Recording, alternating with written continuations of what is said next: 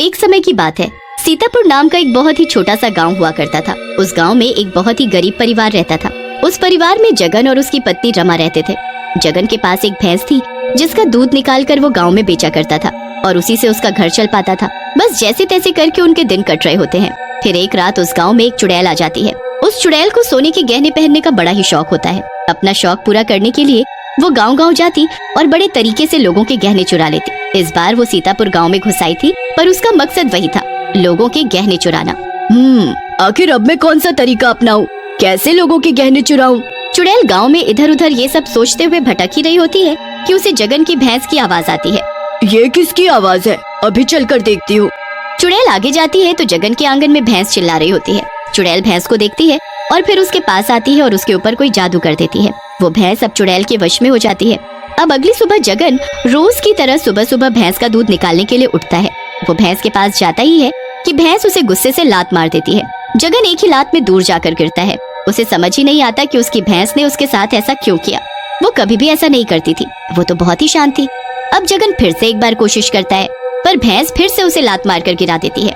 जगन को समझ ही नहीं आता कि उसके साथ ये हो क्या रहा है। इतने में वहाँ रीमा आ जाती है। जगन उसे बताता है कि कैसे उसकी भैंस उसे बार बार लात मार रही है और उसे दूध नहीं निकालने दे रही।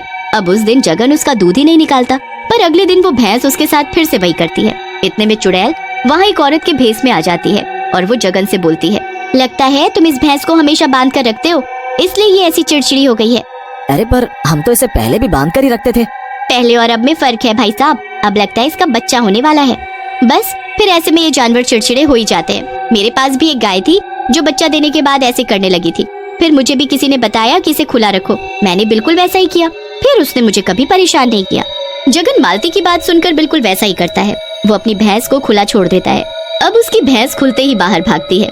अब वो भैंस पड़ोस के घर के बाहर जाकर जोर जोर से आवाज देने लगती है। उसकी आवाज सुनकर एक औरत बाहर आती है। वो औरत जैसे उस भैंस की आंख में देखती है, उसे होश ही नहीं रहता और वो अपने गहने उतारकर उस भैंस को खिलाने लगती है। उसके बाद वो भैंस वहाँ से चली जाती है और पूरा गांव घूमते हुए वापस घर आ जाती है। जब रात होती है और पूरा गांव सो चुका होता है तो भैंस गोबर कर देती है और उस गोबर में उस औरत के सारे गहने होते हैं। उसी वक्त वो चुड़ैल वहाँ आ जाती है। शाबाश मेरी प्यारी, तूने तो ये बड़ा ही अच्छा काम किया। चुड़ैल भैंस का सोने का गोबर भरकर अपने साथ ले जाती है। चुड़ैल की झोपड़ी एक घने जंगल में होती है। वो उस झोपड़ी के बाहर बैठकर उस गोबर में से गहने निकाल कर पहनने लगती है। अरे वाह, ये कितने सुंदर कंगन है। ये सब मुझ पर कितना जच रहा है। मैं कितनी सुंदर लग रही हूँ। चुड़ैल एक एक गहने को उस गोबर से निकालती है और बड़ी खुश होती है। अब जगन जब अगले दिन भैंस का दूध निकालने के लिए आता है तो भैंस उसे कुछ भी नहीं कहती। जगन तो बड़ा ही खुश हो जाता है। अब वो दूध निकालने के बाद उस भैंस को फिर से खुला छोड़ देता है। भैंस इस बार गांव के सरपंच के घर के बाहर जाकर चिल्लाने लगती है। सरपंच की बीवी बड़े गुस्से से बाहर आती है, पर भैंस को देख उसे कुछ हो जाता है और वो भी अपना एक एक गहना उतार कर उस भैंस को खिलाने लगती है। अब भैंस फिर से अपने घर वापस आ जाती है और जब रात होती है और भैंस सोने का गोबर करती है तो चुड़ैल वहाँ गोबर लेने आ जाती है। अरे वाह, इस बार तो लगता है तू किसी रईस के घर गई थी। चुड़ैल गोबर लेकर वहीं अपनी झोपड़ी के बाहर बैठ जाती है और गोबर से गहने निकालकर पहनने लगती है। ये तो बड़े ही पुश्तैनी गहने लग रहे हैं। ये भैंस तो बड़ी ही कमाल की निकली। अब रोज रोज भैंस ऐसा ही करती और रोज रात को चुड़ैल उसका सोने का गोबर ले जाती। फिर एक दिन जब जगन और रीमा दोनों ऐसे ही बैठकर उस भैंस के बारे में बातें कर रहे होते हैं तो रीमा बोल पड़ती है, आप बस दूध निकाल कर बेचने चले जाया करो। भैंस का गोबर मैं पहले भी तो खुद ही साफ करती थी, तो अब भी कर लूंगी, आप मत किया करो। अरे पर मैंने तो गोबर साफ ही नहीं किया, वो तो तुम ही करती हो ना। हाँ पहले करती थी, पर अब जब से हम अपनी भैंस को छोड़ने लगे हैं तब से तो मैंने भी नहीं किया, आप ही कर रहे हो। नहीं, मैंने तो एक दिन भी गोबर साफ नहीं किया। अरे जब मैंने नहीं किया और आपने नहीं किया तो किसने किया इसका गोबर साफ? दोनों आपस में बातें कर ही रहे होते हैं कि इतने में वहाँ एक औरत गुस्से में आकर खड़ी हो जाती है। कहाँ गई तुम्हारी चोर भैंस है? मुझे मेरे गहने वापस चाहिए अभी के अभी। वो औरत चिल्ला ही रही होती है कि इतने में दो चार औरतें और आ जाती हैं और वो भी वही बोलती हैं। जगन और रीमा के तो कुछ समझ ही नहीं आ रहा होता और फिर एक औरत उनको बताती है, देखो कल तुम्हारी भैंस मेरे घर के बाहर रोटी के लिए चिल्ला रही थी तो मैंने उसे रोटी दे दी, पर रोटी के बहाने वो तो मेरे कंगन ही खा गई और जाने कैसे मेरे सारे गहने गायब हो गए।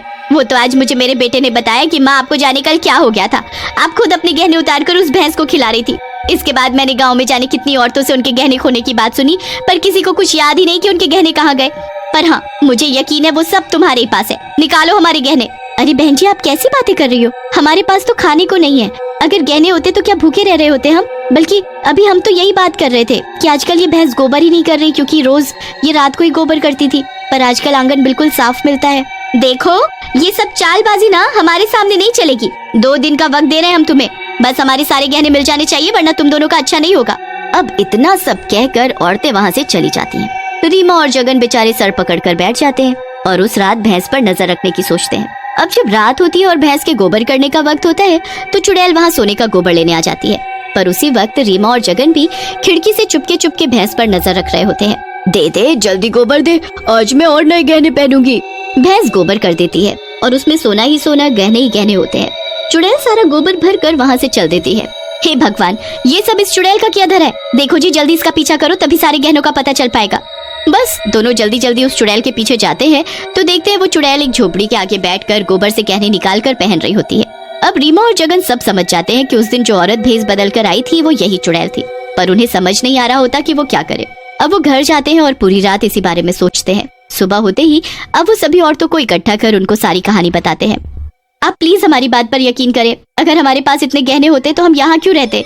हमें बस एक मौका दे और उस चुड़ैल को सबक सिखाना भी तो जरूरी है ना। ठीक है, हम तुमको मौका दे देते हैं।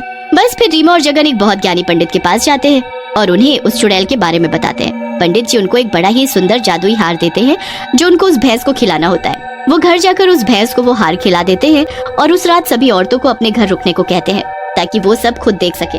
अब रात होती है और चुड़ैल वापस आती है। इधर रीमा, जगन और बाकी औरतें चुपके से चुड़ैल को देख रहे होते हैं।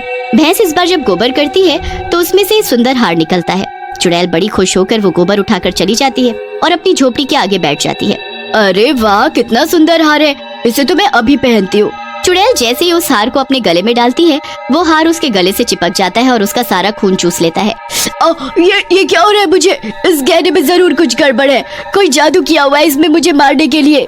चुड़ैल अपने गले से उस हार को छुड़ाने की खूब कोशिश करती है, पर वो नाकाम ही रहती है और तड़प तड़प कर मर जाती है। रीमा, जगन और सभी औरतें दूर खड़े होकर सब नजारा देख रही होती हैं और वो जल्दी से झोपड़ी में जाकर अपने अपने गहने ले लेती हैं। हमें माफ कर देना जो हमने तुम दोनों पर शक किया। सब ठीक हो जाता है और उसकी भैंस पर किया जादू भी खत्म हो जाता है। लोग जगन की मदद के लिए अपना एक एक गहना देकर उसके लिए एक और भैंस खरीद देते हैं। अब जगन 2 भैंसों का दूध निकालकर बेचने लगता है और उसके घर के हालात सुधरने लगते हैं।